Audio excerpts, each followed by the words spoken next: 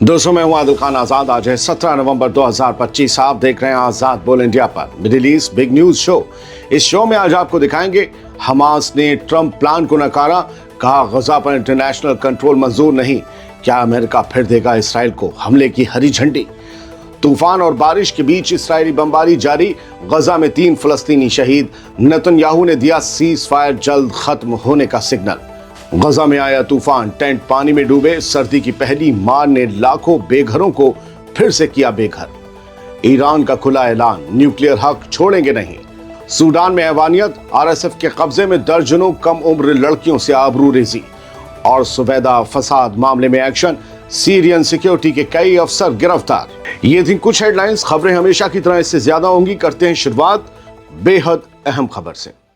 Hamas ने गजा के मुस्तकबिल से जुड़े सबसे अहम प्लान को मानने से सख्त इनकार कर दिया है और उसे न सिर्फ खतरनाक प्लान बताया है बल्कि गजा पर इंटरनेशनल कंट्रोल की कोशिश भी करार दिया है। ऐसे में अब अमेरिका क्या करेगा? क्या वो इसराइल को फिर से गजा पर हमले करने की छूट दे देगा? ये बड़ा सवाल है क्योंकि हमास ट्रंप का प्लान नहीं मान रहा है। हाँ, खबर यह है दोस्तों कि यूनाइटेड नेशंस में एक बड़ी वोटिंग होने वाली है आज, लेकिन उससे पहले हमास ने अमेरिका के गजा स्टेबलाइजेशन फोर्स वाले प्रपोजल को खारिज कर दिया। बोले हम नहीं मानते। रात को जारी किए गए एक बयान में हमास और गजा के दूसरे फलस्तीनी फैक्शंस जो हैं उन्होंने कहा कि अमेरिका की पेशकश बेहद खतरनाक है और इससे गजा को इंटरनेशनल अथॉरिटी के हवाले करने की कोशिश की जा रही है। हमास ने अपने बयान में कहा कि गजा को डिसआर्म करने यानी निहत्था करने की किसी भी शर्त को फलस्तीनी फैक्शंस, फलस्तीनी रेजिस्टेंस मूवमेंट्स नहीं मानेंगे। ये फलस्तीनी आवाम के राइट टू रेजिस्टेंस पर हमला है, हमास के इस बयान में कहा गया। और यह भी कहा गया कि गजा में किसी भी विदेशी फोर्स की तैनाती फलस्तीनी खुद मुख्तारी पर सीधा सीधा हमला मानी जाएगी। हमास ने साफ कहा है कि अगर कोई इंटरनेशनल फोर्स आती है तो वो सिर्फ यूनाइटेड नेशंस के तहत काम करे, वो भी सिर्फ फलस्तीनी ऑफिशियल्स, इंस्टीट्यूशंस के साथ कोऑर्डिनेशन में, बगैर किसी इस्राएली ऑपरेशन या ऑक्यूपेशनल भागीदारी और दखल के। यानी सीधा सीधा हमास का ये कहना है कि अमेरिका अगर इसराइल को बैकडोर से लाना चाह रहा है गजा में तो ऐसा नहीं चलेगा। यूनाइटेड नेशंस की फोर्स चलेगी क्योंकि दुनिया के सामने, तमाम मेंबर मुल्कों के सामने उसकी जवाबदेही होती, भले उसका हेडक्वार्टर कहीं हो। यह हमास का सीधा सीधा मौकिफ है। यानी इस बयान से साफ है कि हमास अमेरिका को इंटरनेशनल फोर्स का बॉस नहीं बनने देना चाहता क्योंकि उसे शक है कि फिर वो फोर्स इसराइल के इशारों पर नाचेगी। दूसरी तरफ यूएन आज उस अमेरिकी रेजोल्यूशन पर वोट करेगा जिसमें ट्रंप के गजा सीजफायर प्लान को मंजूरी देने की बात है। इस प्लान में क्या है आपको पता है? मैं बताता हूं। गजा को एक इंटरनेशनल स्टेबलाइजेशन फोर्स यानी आईएसएफ को सौंपना, एक गैर सियासी पैलेस्टीनियन एडमिनिस्ट्रेशन बनाना जो वहां पर हुकूमत निज़ाम संभाले लेकिन उसकी डोर किसी और के हाथ में होगी, और पूरा प्रोसेस एक ट्रंप के दबदबे वाले, एक Trump chaired board of peace की निगरानी में चलाना। ट्रंप ही इसके सर्वा होंगे, बोर्ड ऑफ पीस के। ये प्लान कहता है कि बाद में गजा को डीमिलिटराइज यानी निहत्था किया जाएगा और फिर रीबिल्ड किया जाएगा। यानी ये जैसी रेजोल्यूशन पास होगा सबसे पहला काम होगा हमास के लोगों को ढूंढ के उनके हथियार छीनना। अब इसमें क्या होगा? कॉन्फ्लिक्ट होगा, लोग मारे भी जाएंगे। बाद में तामीर शुरू होगी गजा की। मगर हमास ने डीमिलिटराइजेशन की शर्त को अब पूरी तरह से ठुकरा दिया है। यानी यूनाइटेड नेशंस की वोटिंग से पहले ही गजा का माहौल बहुत टेंशन भरा हो गया है। मैंने जो कहा ना कि क्या फिर से हमला करने की हरी झंडी देंगे, तो वो बड़ी बात थी और उसकी मायने थी, उसकी वजह थी। अमेरिका एक तरफ है, दूसरी तरफ हमास है और गजा का फ्यूचर फिर से एक बड़े इंटरनेशनल खेल का हिस्सा बन गया है। इधर नज़र लगा के रखिएगा, ध्यान रखिएगा, कुछ बिग हैपनिंग्स हो सकती हैं अगर दोनों में से कोई पीछे नहीं हटा तो। दूसरी खबर का रुख करते हैं। गजा में बारिश और तूफान के बीच इसराइल की बमबारी जारी, कम से कम 3 फलस्तीनी शहीद हो गए और नेतन्याहू बोला सीजफायर कितनी देर, कितने दिन टिकेगा पता नहीं। ये एक इशारा है नेतन्याहू की तरफ से कि सीजफायर जल्द खत्म हो सकता है। अब तो बस 3 बॉडीज रह गई हैं होस्टेजेस की। दोस्तों, गजा की बर्बादी और गहरी हो गई है। भारी बारिश ने हजारों लोगों के टेंट पानी में डुबो दिए हैं, वही टेंट जिनमें लोग इसलिए ठुसे हुए हैं क्योंकि इसराइल अभी भी एड सप्लाईज को जकड़ कर रखे हुए है। इस तबाही के बीच इसराइली फौज ने फिर हमला किया और कल रात तक कम से कम 3 फलस्तीनी शहीद कर दिए।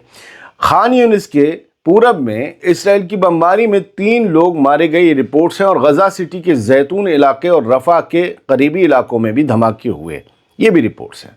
रिपोर्ट्स कह रही हैं कि इसराइली फौज येलो लाइन के अंदर भी टारगेट कर रही है, वो लाइन जहां से सीज फायर के तहत फौज ने पीछे हटने की बात कही थी।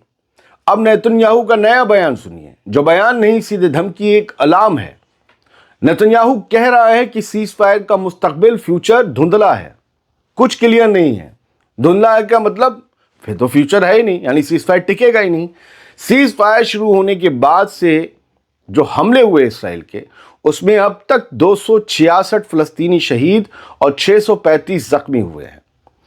मौतों का जो कुल आंकड़ा 7 अक्टूबर 2023 से वो 70,000 के करीब पहुंचने वाला है। नेतन्याहू ने कल अपनी कैबिनेट में कहा कि उसे नहीं पता सीज फायर कितनी देर और चल पाएगा। उसने ये भी कहा कि इसराइल को अभी भी 3 होस्टेजेस की बॉडीज हमास से मिलनी बाकी हैं, हमें उम्मीद है मिल जाएगी। फिर क्या होगा? उधर अल-कस्साम ब्रिगेड, हमास का मिलिट्री विंग, वो रेड क्रॉस के साथ मिलकर उन होस्टेजेस की बॉडीज को तलाशने की कोशिश अब भी कर रहा है जो इसराइल की बमबारी में बने मलबे के पहाड़ों में दब गए। फलस्तीनी रियासत पर फिर वही पुराना रुख देखने को मिल रहा है। फलस्तीनी रियासत पर भी नेतन्याहू ने साफ कर दिया है कि फलस्तीनी स्टेट एक आज़ाद रियासत पर उसका स्टैंड ज़रा भी नहीं बदला, क्योंकि उसका स्टैंड यह है कि कोई फ़लस्तीन है ही नहीं। ये बयान दोस्तों उस वक्त आया जब यूनाइटेड नेशन सिक्योरिटी काउंसिल में यूएस ड्राफ्टेड रेजोल्यूशन, यानी अमेरिका का ड्राफ्ट किया हुआ रेजोल्यूशन, उस पर वोटिंग होनी है। हम पिछली खबर में आपको बता चुके हैं। और इस वोटिंग में गजा के लिए एक इंटरनेशनल स्टेबलाइजेशन फोर्स और फलस्तीनी रियासत की क्रेडिबल पाथवे की बात कही गई है। और नेतन्याहू क्या कह रहा है? आज़ाद फलस्तीनी रियासत पर हमारा मौक़िफ़ बदला नहीं है। तो क्या होगा? जंग शुरू कर दो, सारे मौक़िफ़, सारा सब कुछ मिट्टी मिल जाएगा। फिलहाल गजा में जारी सीज फायर पर एक बड़ा खतरा मंडरा रहा है। रोज़ वायलेशन होते हैं, मैं वायलेशन की बात नहीं कर रहा हूँ, मैं बात कर रहा हूँ जंग के वापस शुरू होने की। ये माहौल वही बनाया जा रहा है। गजा में पहला सर्दी का तूफान आया और गजा डूब गया।